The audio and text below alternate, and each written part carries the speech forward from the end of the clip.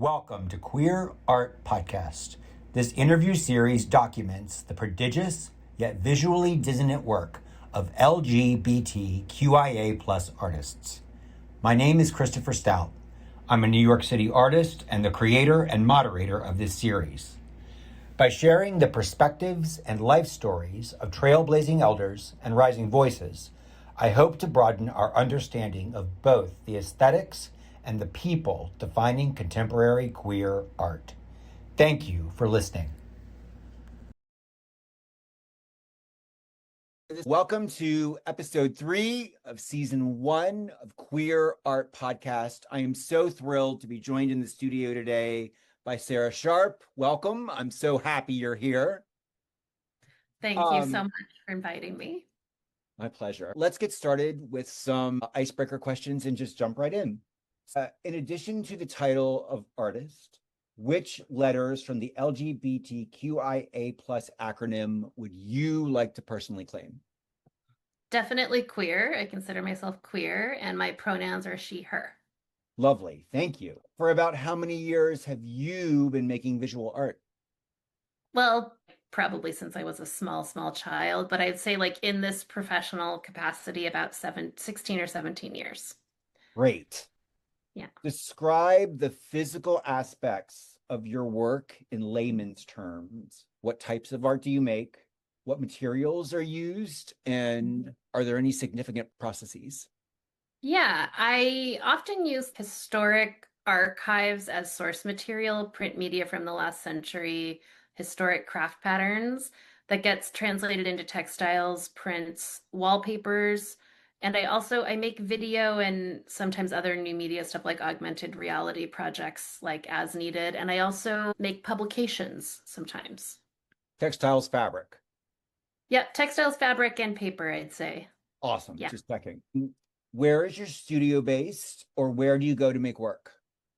I'm based in Brooklyn and Baltimore. I work out of my apartment in Brooklyn. I just recently gave up my studio in Brooklyn and I moved my a bigger studio to Baltimore because I teach in Baltimore and there's just more space here. So, but I still work out of Brooklyn too. Half and Awesome. half. Yeah. When I lived in California, we called that live work, which sounds very chic, and it was absolutely very convenient for a multitude of reasons. Yes, yes. Let's do this. Let's share some slides and get to know you a little bit by looking at your work. Great. So we're going to do the first 3 of these rather quickly. Give us a little story, obviously, but try to make it about title, year, and what we're seeing. Help us understand the visuality of it.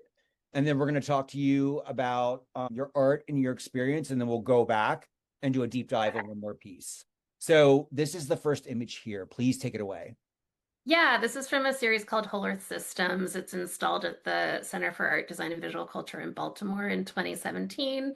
And you can see the detail at the bottom because I wanted to show how I started working in fabric and textiles on the one hand, and then on the other hand, I was using print media from the 1970s. The series is about the Whole Earth catalog and making collages that I then turned into wallpaper. So you can see the wallpaper on the left side. That close-up is from that wallpaper. So the 2 textile pieces are made with denim and metallic embroidery thread and wood. I remember being in your studio in Bushwick. I think it was probably end of 2018 or early 2019, and the piece on the right hanging and being completely enamored with it. Thank you. Here's the second one.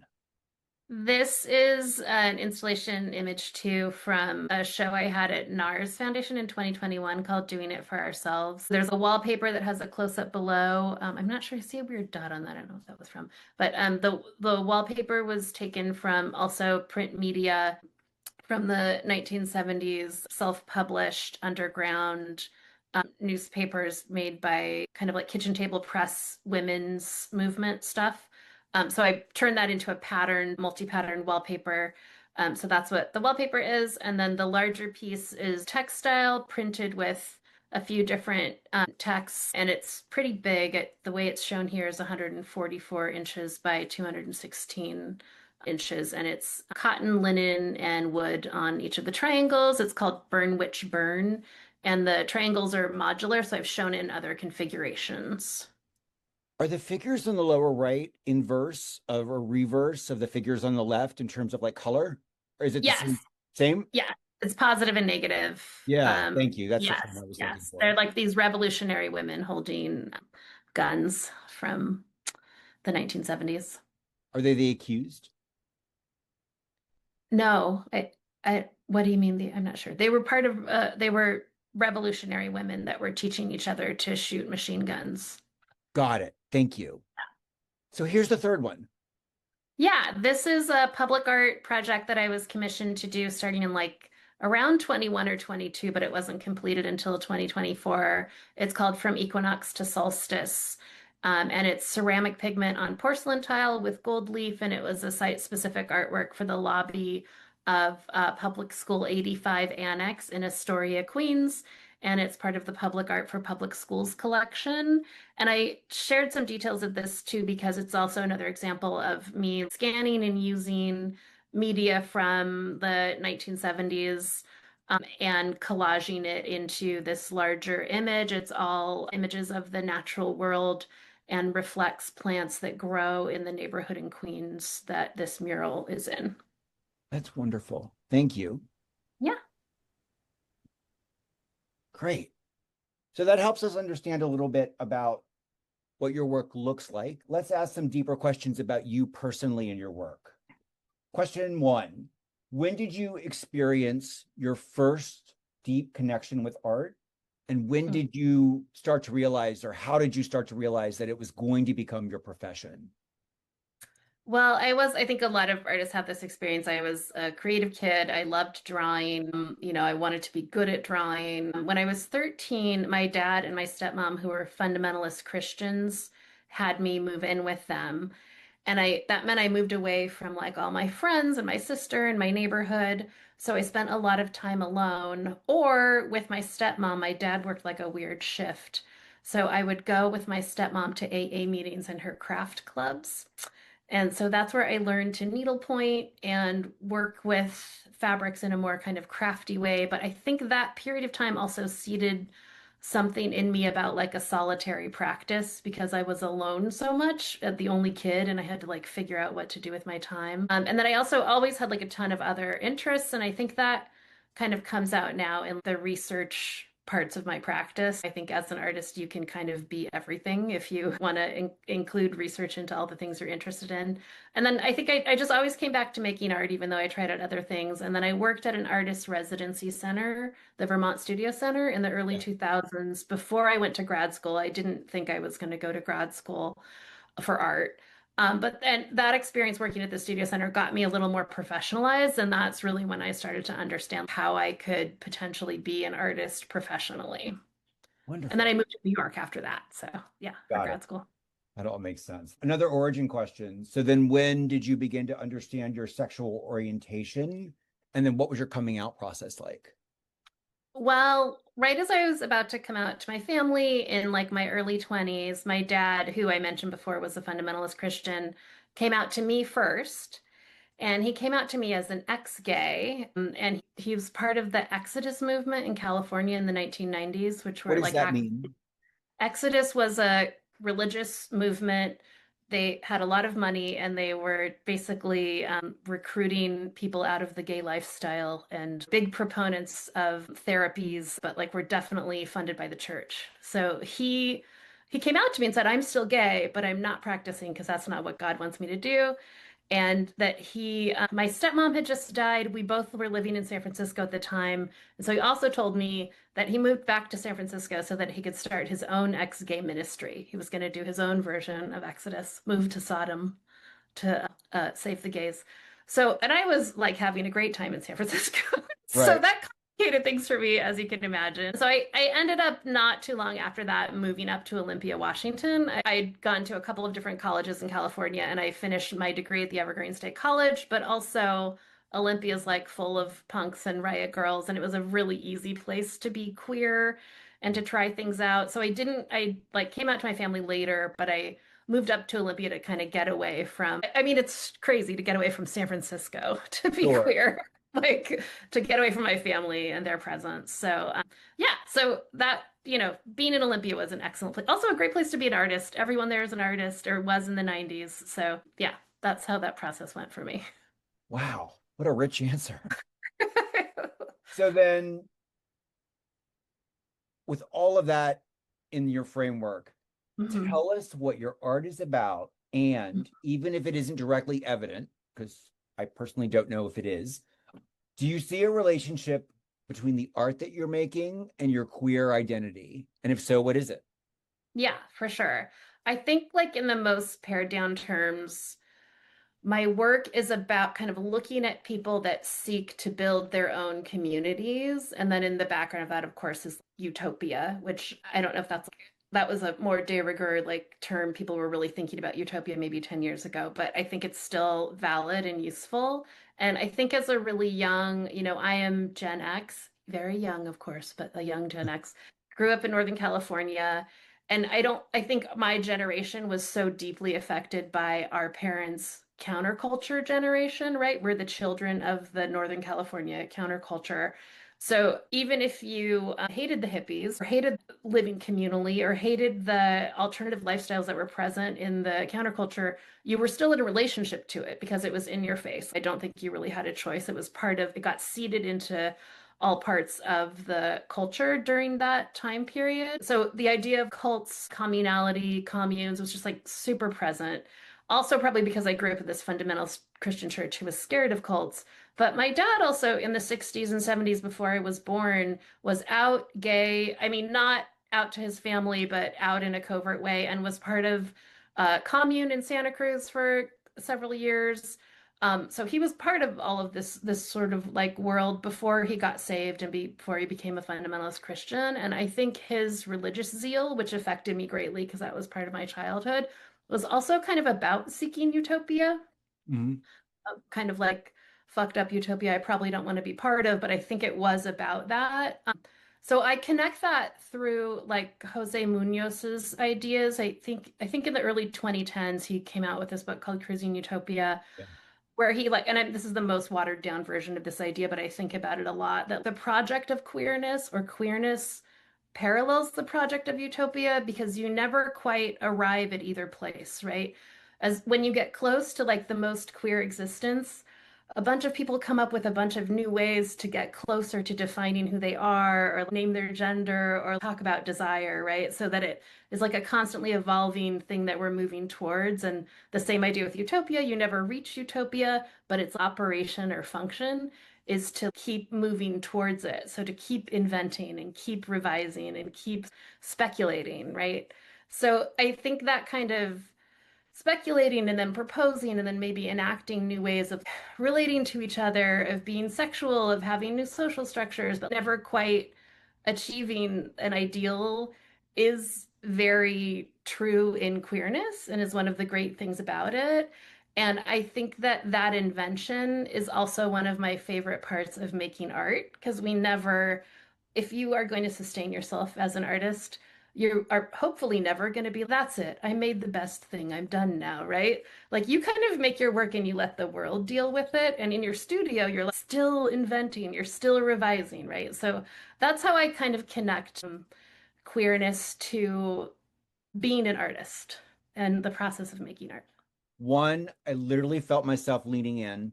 Two, what an exceptional articulation of Munoz's text to make it feel digestible and accessible. And three, I really understand your art in a way that I didn't understand it before we began. So thank you. Thank Um, you. that was exceptional for me. Hopefully Yeah. for everyone else that gets to hear it. What do you hope that viewers are able to better understand about the world from looking at your work? Yeah, I don't see my work as didactic necessarily, but I do really get excited about all the kind of research behind it.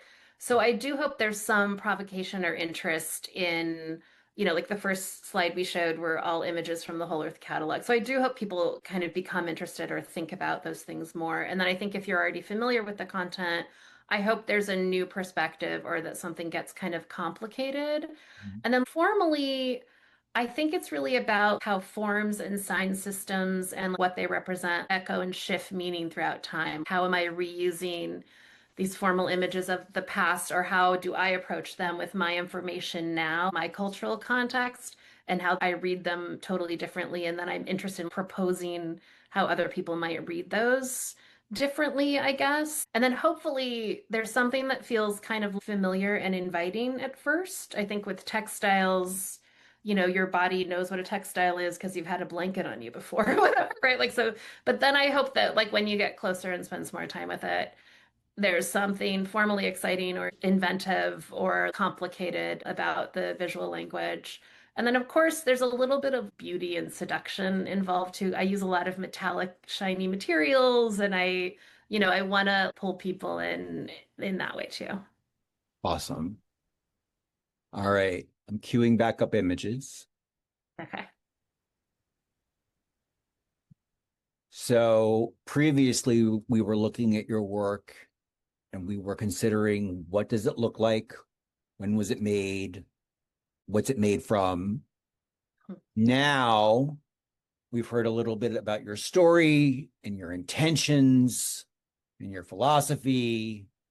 Here's a fourth piece called Wig Star Plant Index. Would you be so kind to give us a little bit of a deeper dive and tell carte blanche what was happening in your life when this was made? I see it's 2026, or the story Yeah. behind it, or just go in and give us some of the emotions and other aspects of the work, in addition to things that you would read on a caption. Okay, yeah. This is from a series called And the Thorns Were Cleared from the Path. Audra Lambert, who's a curator in New York, but is Yeah. also now Audra, right? Yeah, Yes. she's amazing. And she's now curating a gallery in a town called New Harmony, Indiana, which is a former utopian town. And they have all these archives, and it's a really incredible place. So she invited me to come to that town, look around, make some work. So this was a kind of key piece. I made a series of tapestries and wearable scarves and zine based on that. And as I was working on this, my mom had been injured and was maybe dying. And I also started getting much more interested in plant life. Right. So I went to this place, I looked through their archives, I found a bunch of textile things in the archives. This town was originally founded very quickly by these religious zealots from Germany called the Harmonists in the early 19th century. They brought all these plants. They basically built the entire town. Very intense gender dynamics in this place, but also cultivated all of this kind of industry in that area. And then they decided to leave. They didn't want to be there anymore. They'd been in Pennsylvania. They sold the entire town to this guy named Robert Owen, who was a sort of labor activist from Scotland who bought it and turned it into a progressive utopian town in the middle of the 19th century. This was before suffrage. This was, I think, like 1840, 1835-ish. So this became the first place in America where boys and girls got equal education. He was really concerned with labor rights. Women could wear pants before the suffrage movement. It was the place where the first society for women in America began. So a really rich, incredible place with these sort of tales of two utopias. There's lots of writing about it and other things. So I read as much as I could about the land. And of course, also, I read a lot about the native peoples that lived in that area during the settler colonial period. And before that, it's a site of a Mississippian mounds. So, and that the Mississippian area was era was over 2,000 years ago. So it's got like this really intense history that's been documented to an extent. And then in the archives of this town, I found a bunch of textile-based works that were slightly attributed or unattributed. So these beautiful things made by women in this progressive town. It was like, what was that like? And still everyone quilted. And maybe their name was attributed to it, and maybe it wasn't. And some things from the religious community were in those archives. The patterns in this work are from quilts that I found that I thought were really inventive. And the textile, you can see on the close-up, the kind of pattern around it. I made a fabric that I scanned. I made needlepoint while my dad was dying a couple of years ago. So I had this kind of intense 3 years where my dad died and then my mom got injured and ended up dying.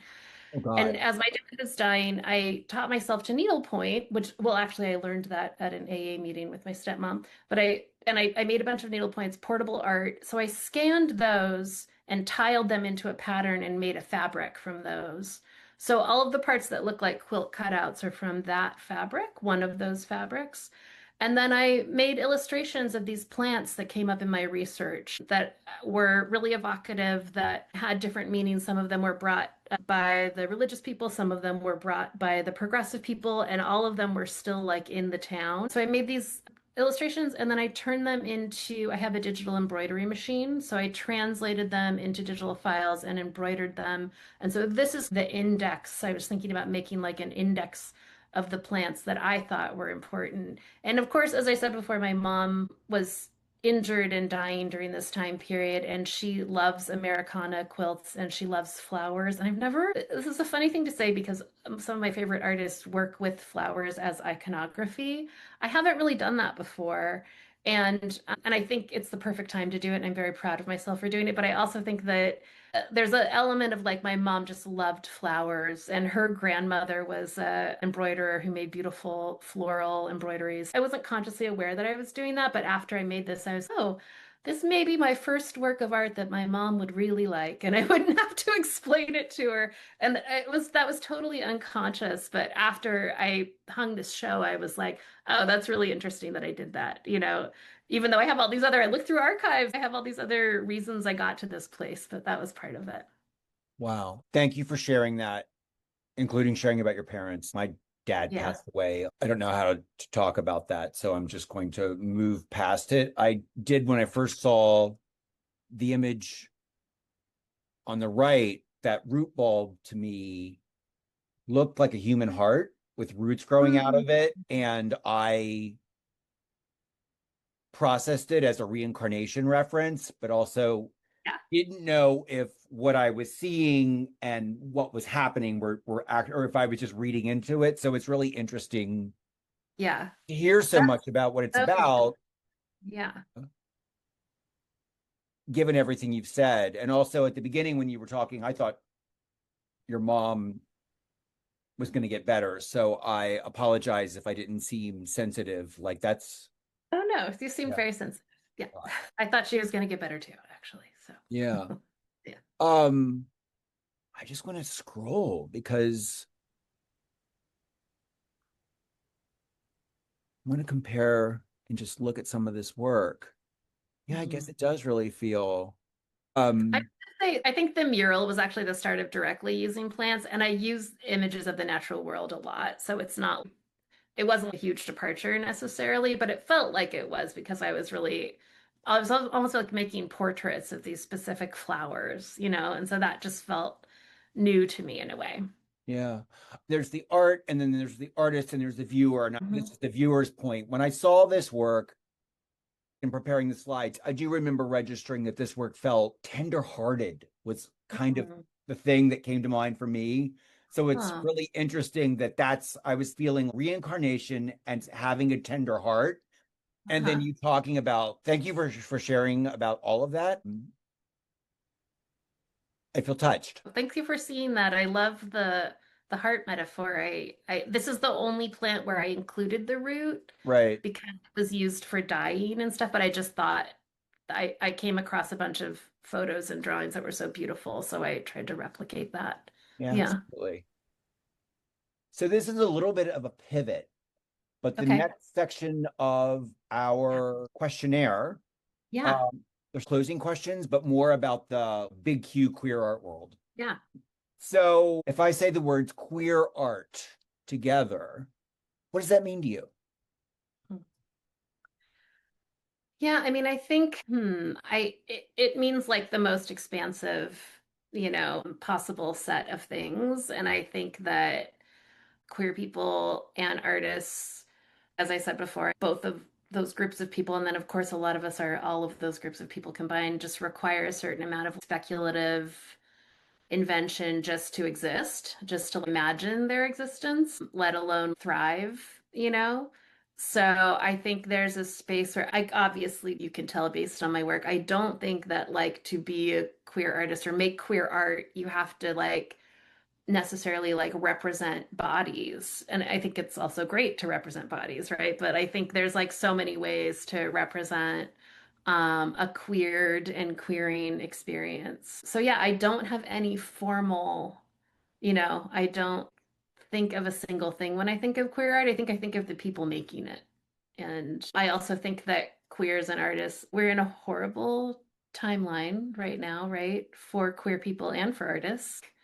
The artists are gonna start feeling it really soon because of all the federal funding that was removed and the economy is we all live under capitalism together. And I think queer people are very much feeling it and have been. And so I think my greatest hope is that we can reimagine something better, right? Something when we move out of this. And I think my greatest fear for queer art is that that visibility might get stripped away Right. um, in queer art. So I hope that that doesn't happen. I hope that the sort of adage that the most oppressive times makes the most radical art holds true and the most radical people.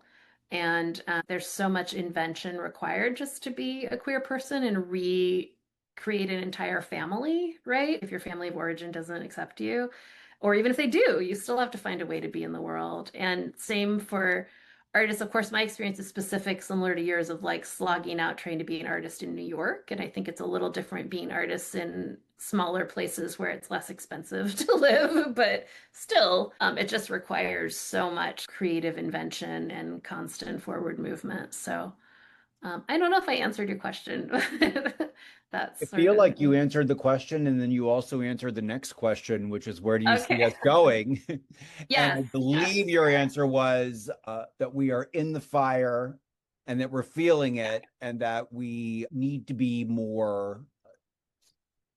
But we'll be the solvers of it, I think. Like I do think queer people and artists, I mean, you have to be an artist, you have to be a small business person, and you have to actually make the art, and you have to have content, and you have to have technical skills, and you have to find a way to pay your rent, right? Like you have to be so creative in every angle of existence, and queer people have to do the same thing too, because of, I don't know, code switching and figuring out how to keep going and make your own family and stuff. So I think that there's so much richness there that maybe we can figure out a different way to be in the world, really.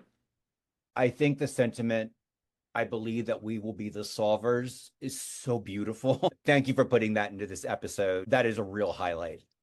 Who else Um, can do it? Yeah. so one more question, probably one of the most important questions.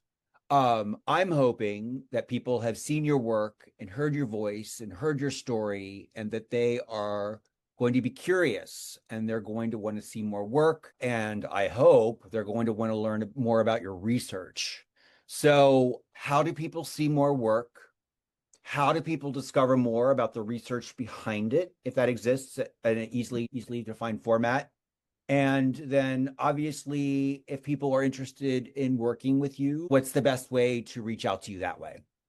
Yeah, you can. I'm on all social media platforms. I am just my name, Sarah G. Sharp. And Instagram is probably where I post the most work and updates. And then at my website, which is sarahgsharp.net. I'm a .net.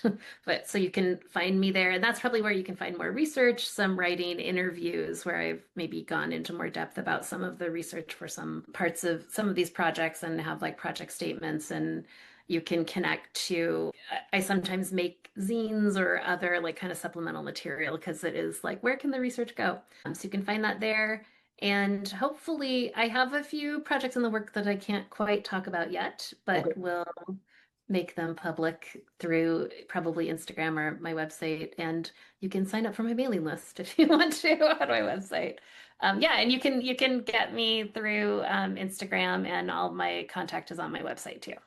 Wonderful. I can't wait to see what those projects are. I appreciate you being here.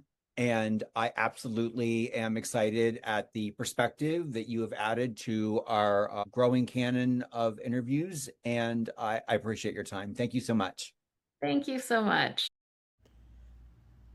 We've reached the conclusion of this episode of Queer Art Podcast.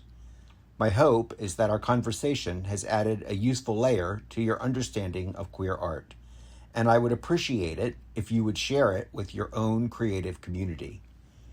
Sarah Sharp's social and web links are listed on the left side of the screen. Ours are on the right. Thank you again for listening, and we'll see you next time.